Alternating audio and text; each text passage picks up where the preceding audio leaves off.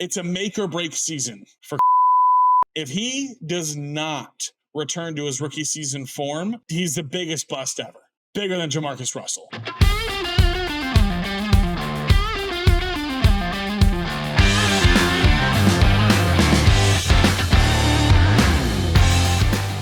Ladies and gentlemen, Fourth and Trollers, welcome back to Fourth and Troll Fantasy, the most entertaining fantasy football podcast on the planet. I'm Noah Selby. And I'm Wes Selby. And we are back with you on a lovely Tuesday or Wednesday or Thursday, or Friday, whenever you're watching this, with another Saturday. Great episode. Saturday, could be.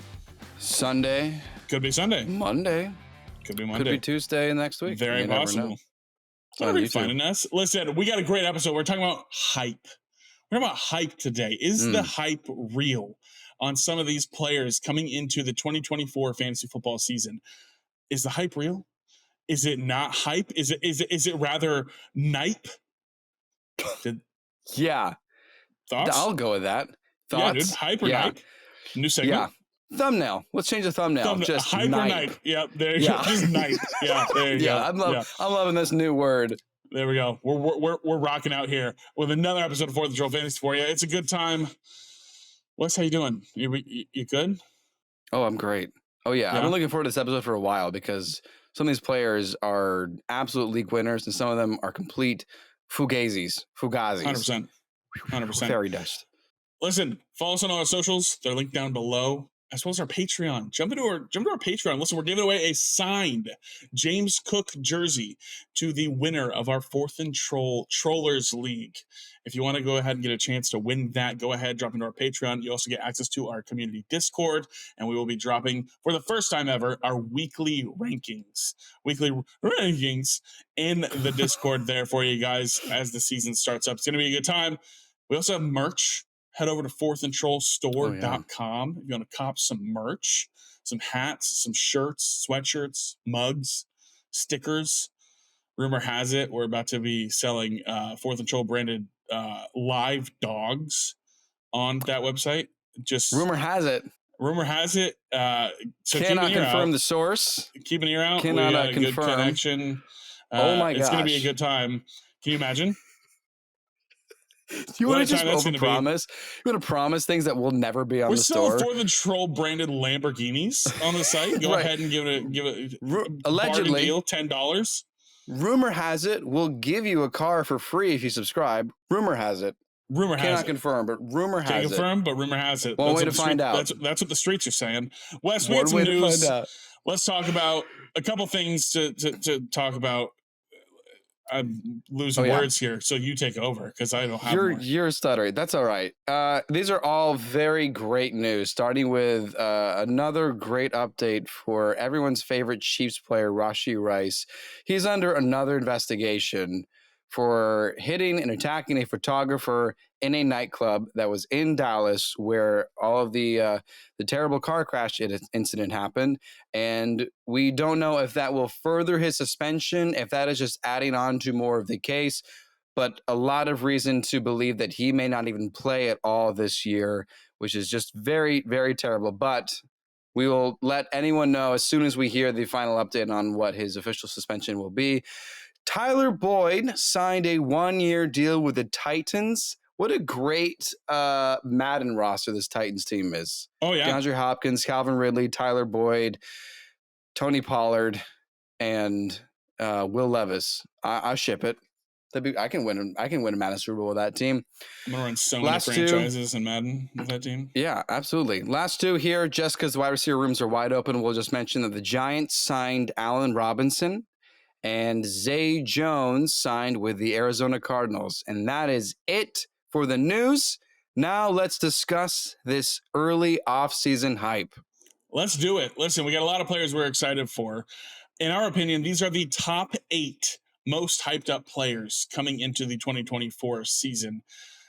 We almost gave you a top 10, but you got to save a little more for later down the season. So some guys like Puka Nacua, some guys like Nico Collins, we're going to talk about them later in the season, so make sure you stick around for that. It's going to be a good time.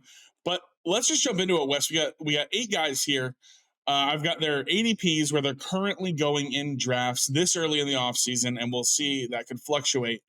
But let's just jump into it, starting with second-year running back for the Miami Dolphins, Devon Achane. He is currently going at the 2-3 turn in fantasy drafts. Where are we at with Devon Achane, Wes? Is he worth this ADP? Is the hype real with Devon Achane? The hype is real. Where I stand right now, the hype is real because no one will forget that Denver Broncos game when they put up 70 points.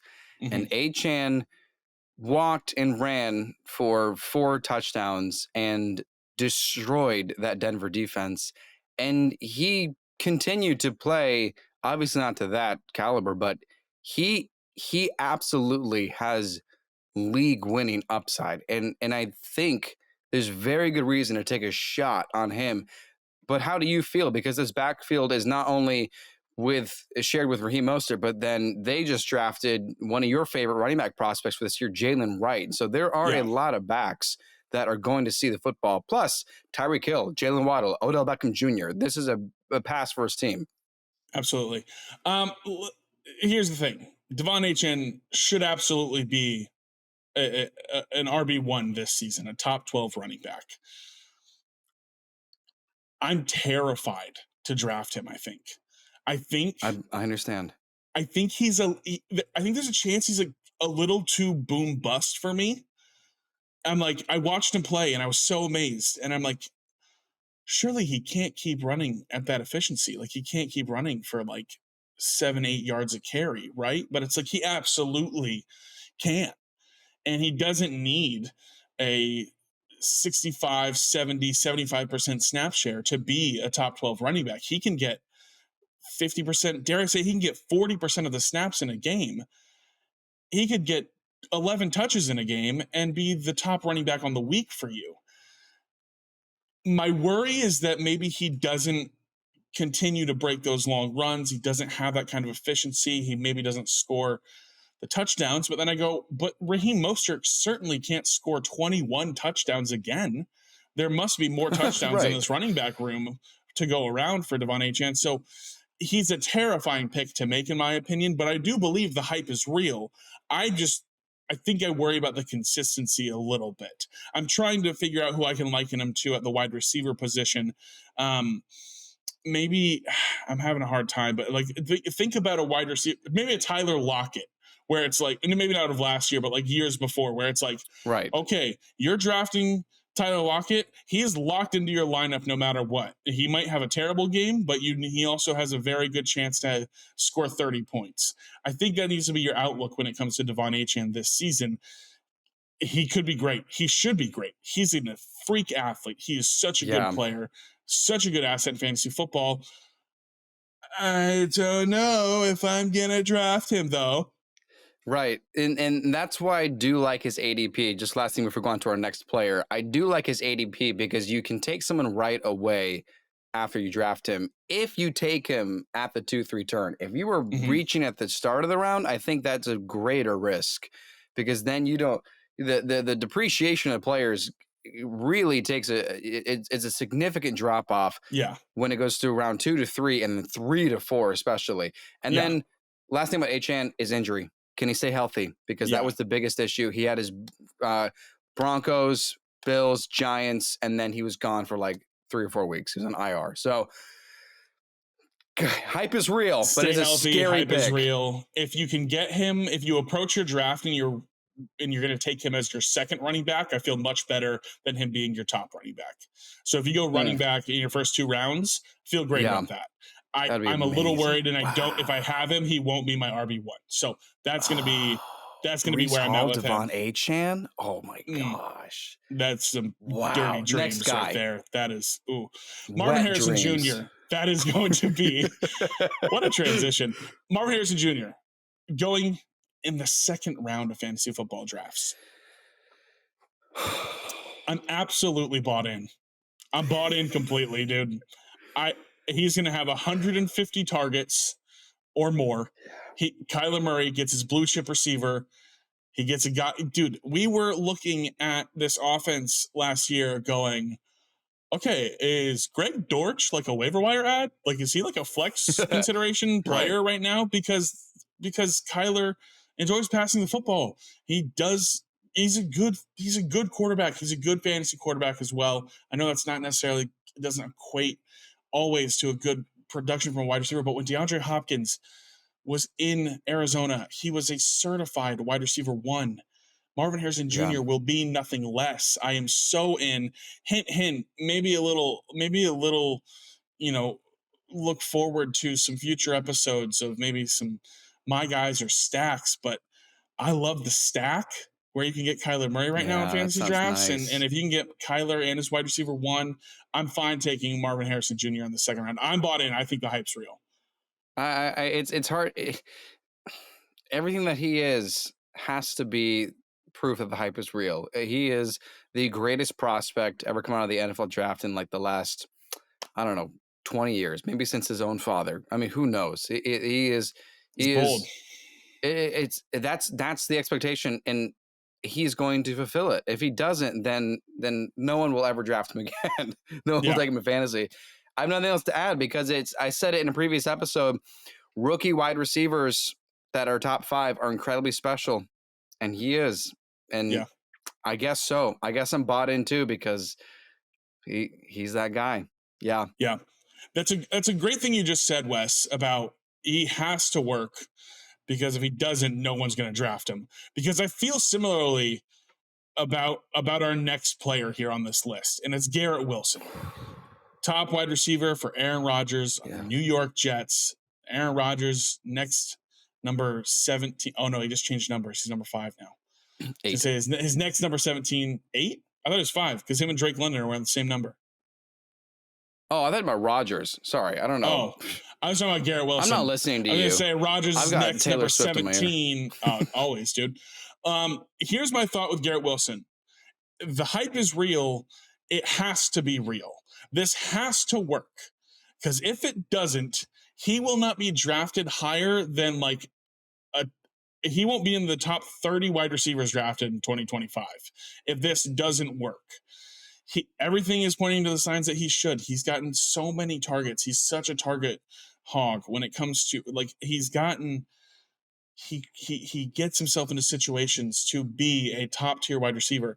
He's had absolute dog shit at quarterback for his entire career so far.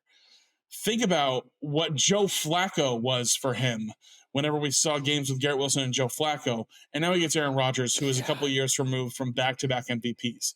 Will Rodgers still be the same guy? I don't know, but I think he's a billion times better than Zach Wilson, even off a torn Achilles.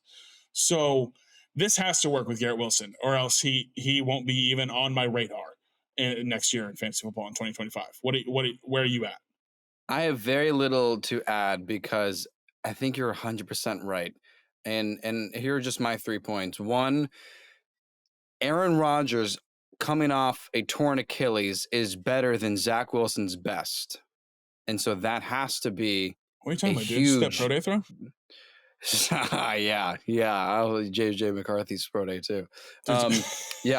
That is huge upside. And even when you said with Joe Flacco, Garrett Wilson week 1 against the Browns was unbelievable in his rookie season. I won't forget that. That was incredible. The second thing is Garrett Wilson, speaking of special players, he is very special and he is great. And he has the kind of upside to be a serious franchise player. And the last thing I will point out is he is a borderline first-round talent, because if you do draft him, he can be the wide receiver 1 on this season. It is entirely possible he could be the very best wide receiver of fantasy in 2024. And you have to buy into it, because I got burned last year. I'll be the first to say I drafted Garrett Wilson in the first round in one league, and it was the only league I drafted him. And 4 snaps later, that season was done. My career, my team was done. I did not make playoffs, but you have to go nerf or nothing on some of these guys. And Garrett Wilson, if he is what we believe he is with Aaron Rodgers, he's a league winner. No question about it. Book it. I love it. Let's move on to the next guy here. I want to hear your thoughts first on this guy, Wes. It's CJ Stroud, quarterback for the Houston Texans. Yeah. Where are you at on CJ Stroud? Is the hype real on the second-year quarterback? We've talked a little bit about it, just to each other. And I think we're going to land on the same spot here. Let's see if that's true. Is the hype real on CJ Stroud? Yes. Am I going to draft him? No. I do not have an interest in drafting a quarterback in the 5th round, where his ADP is. That is too expensive for a quarterback that may be 1 or 2 quarterbacks better than the mock draft that I just did. Brock Purdy as my QB1. Going 5 rounds later. I cannot tell you with absolute certainty that CJ Stroud will do better than Brock Purdy in fantasy football. I can't look you in the eye and see CJ Stroud is undeniably going to do better than Tua Tagovailoa. Just honestly, who knows? Because Tua's wide receivers are also incredible. More years in the NFL. We don't know. CJ Stroud may be better than Tua in the end. It's possible. But I cannot sit here and say that I'm willing to take a quarterback in the 5th round that I don't believe 100% is better than Kirk Cousins. I could list all these other players that are going after the 10th round. So hype is real, but I'm right now not interested in drafting CJ Stroud. Hype is absolutely real. It's very real. It's very difficult to not be hyped about CJ Stroud, about this Texans offense. Wes, I want to ask you a question. CJ Stroud is looked at as one of the best young quarterbacks in the NFL right now. I am on record saying last season, after watching his game against the Buccaneers, as I think he's going to be one of the best quarterbacks in the league for the next 12 years. I think he's going to be incredible. How many games last season was CJ Stroud a QB1 for fantasy football? The number 1 quarterback on the week. A QB1, a top 12 quarterback for fantasy football. Oh, I would say I would go as far as say 7. It's 6. 6 games. He had 10 games outside the top 12. And he was injured for, I think he was out for 2 games. So maybe it was, You're right. But he had 8 games outside of the top 12. I should have said a ridiculous number, but I kind of know this stuff with you. Right. So. Yeah, I know. You're with me on it. That's just where I'm at. I'm not willing to. Here's the thing. With these pocket passer quarterbacks, we touched on it a little bit in the mock draft episode. I likened it in another way to another positional group. And you just talked about it. There's a group of guys who are very, very good football players, who are very good quarterbacks, who are pocket passing quarterbacks. And for fantasy football, if you're going to select a pocket passing quarterback, they have to throw for 4,000 yards and 35 or 40 touchdowns.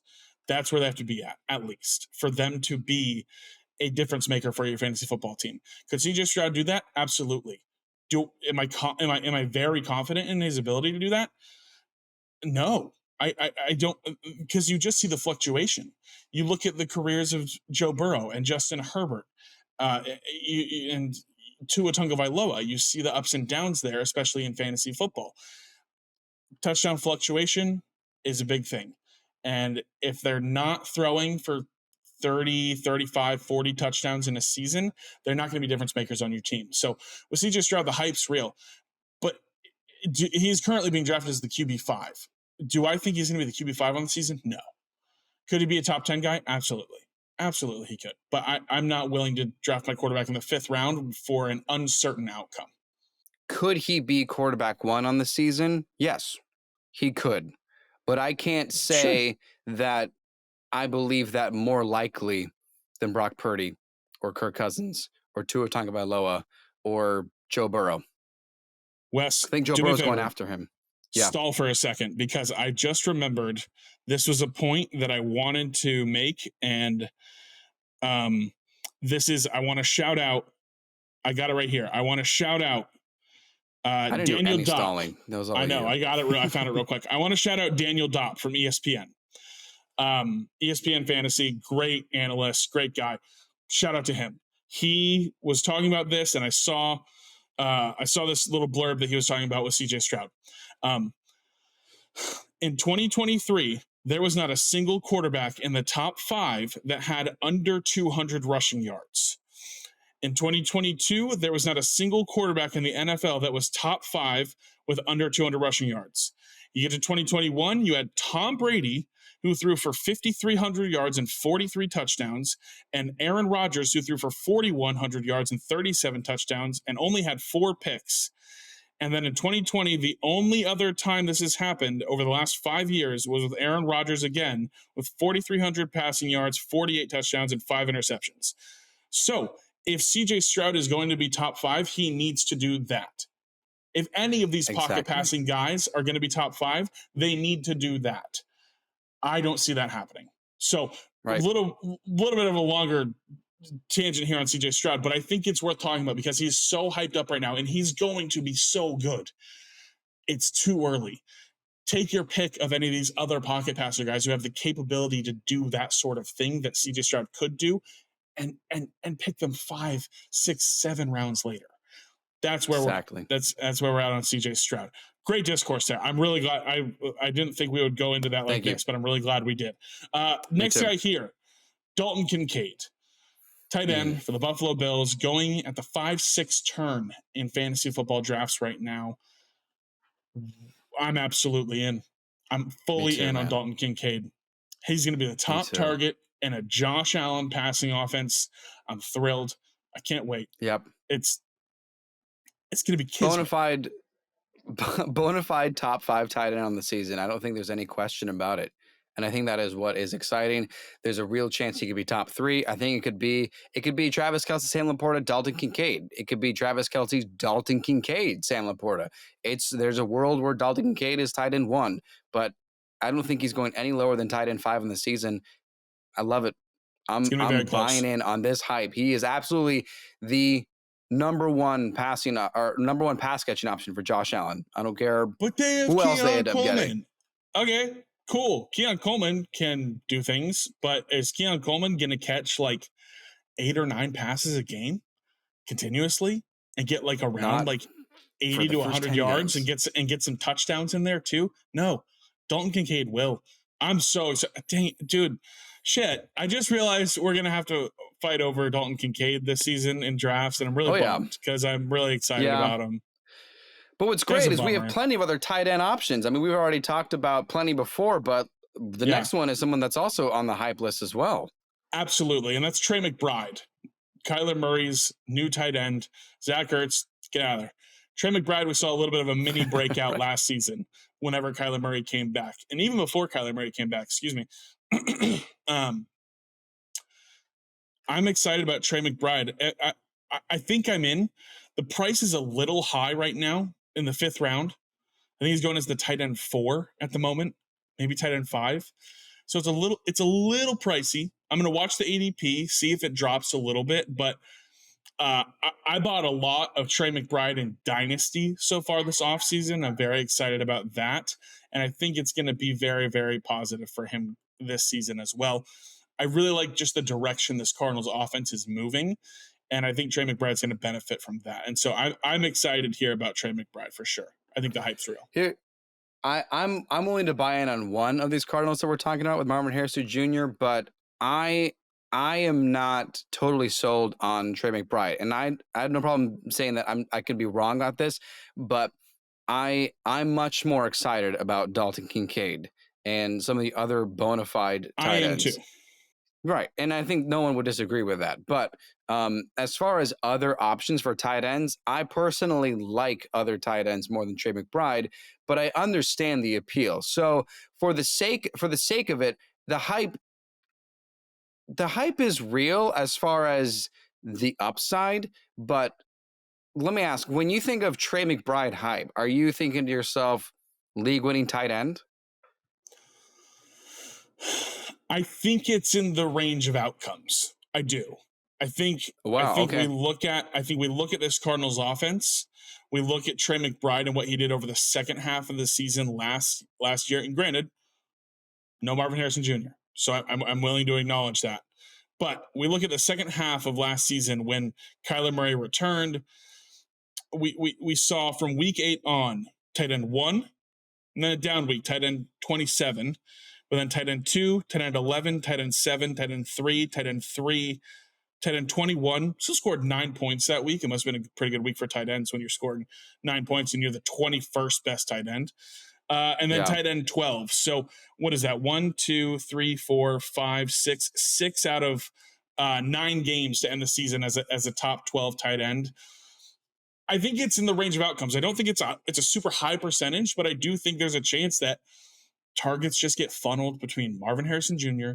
and Trey McBride. And that's where this offense ends up. And that's where things land at. So I know Kyler gets a little squirrely.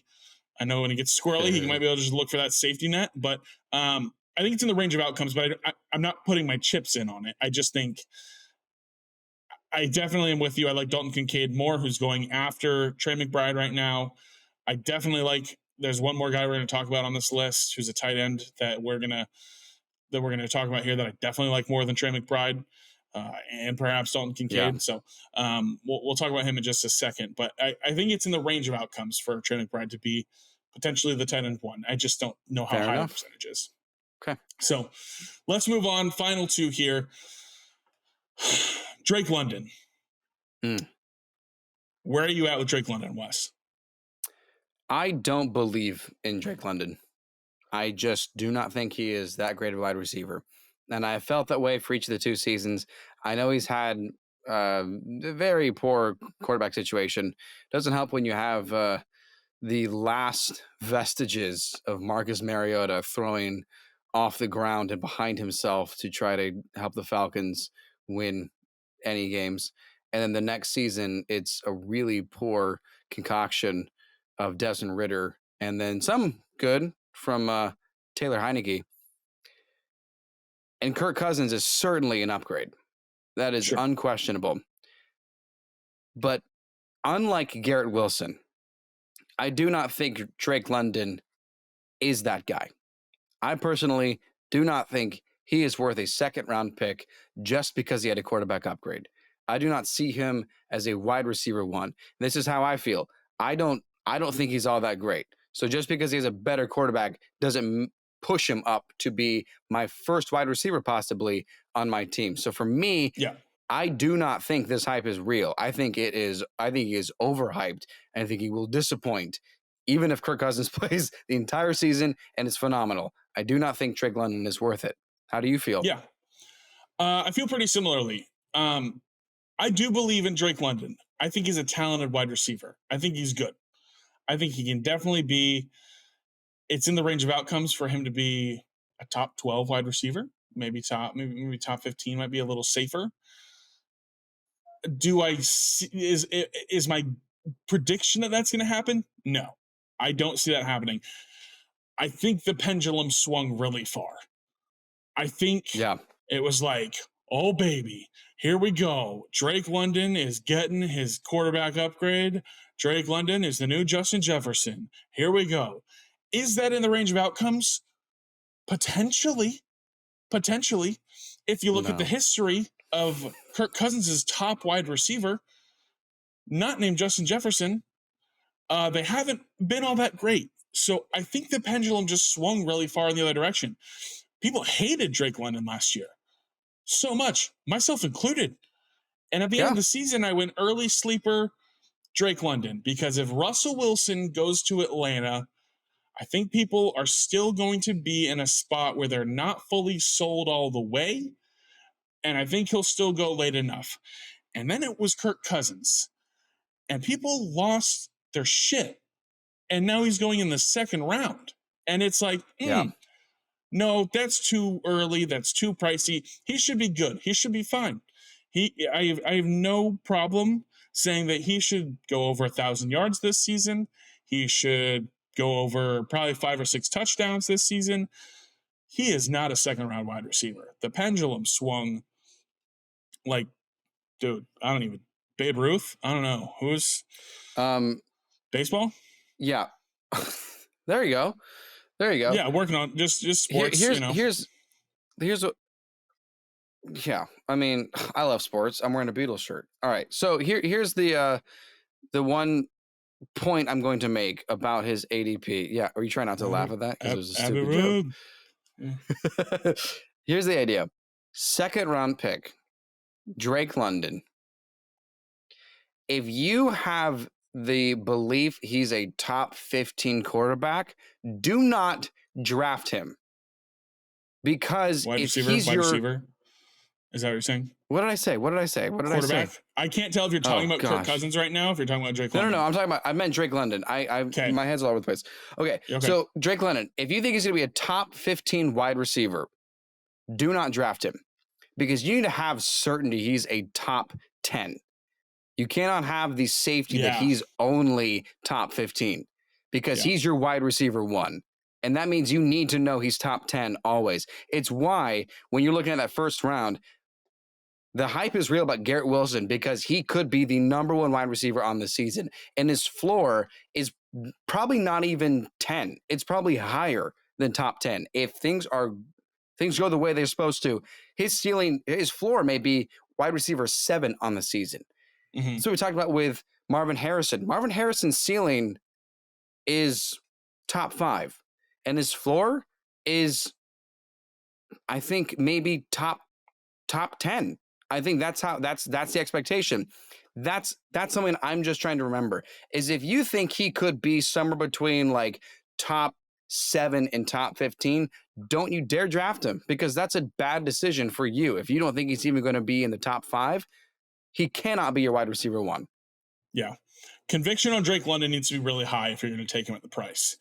My thought is a lot of us are going to look at this and go, that feels like really early for Drake London. And then the ADP might start to drop. And if it drops into the end of the 3rd round, early 4th round, then I might go, okay, sure. Right. I'm interested. I'm intrigued. Let me take my shot here on my 3rd wide receiver or my wide receiver 2 and see how this goes.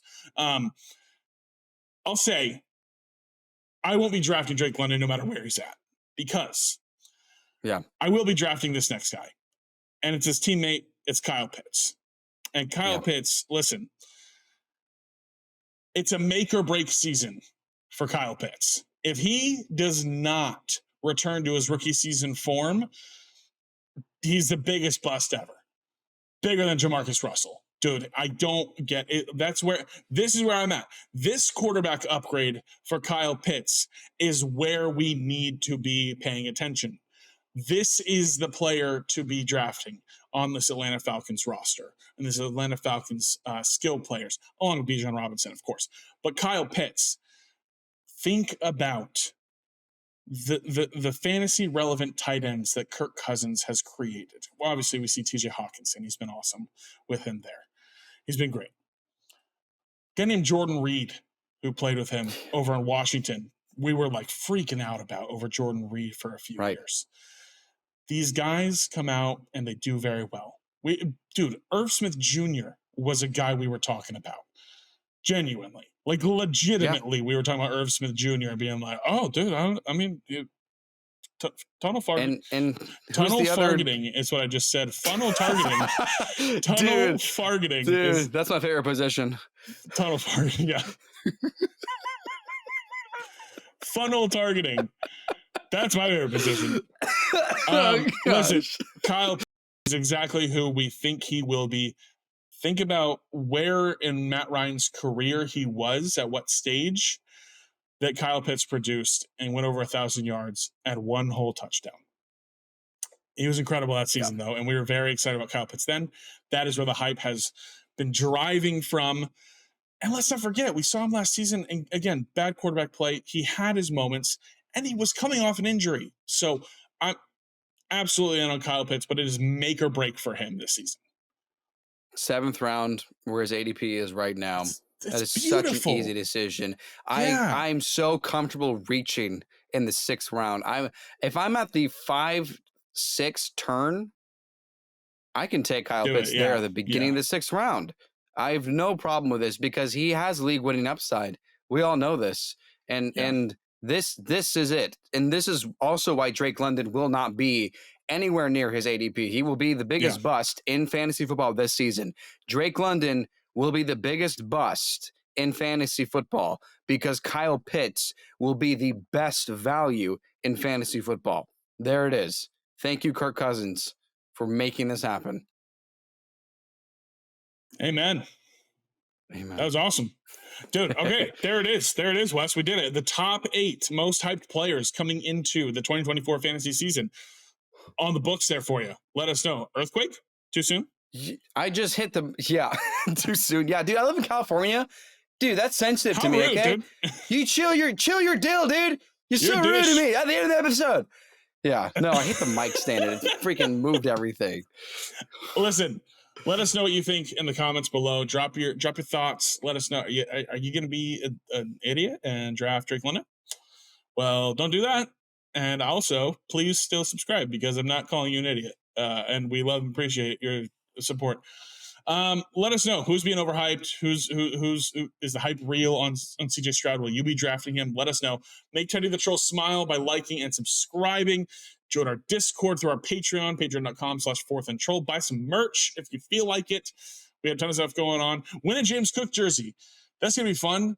Feel like doing it? Yeah. Do it. I dare you. Bitch can't. You got to beat us in fantasy to do it. Yeah, join us on all of our socials at 4th and Troll. Obviously, all that's going to be linked down below. Thank you guys for hanging out with us. My name is Noah Selby. And I'm Wes Selby. And this has been 4th and Troll Fantasy. Bye. 4th and Troll Fantasy is a production of FQ Media Group and Selby Artistic Workshop.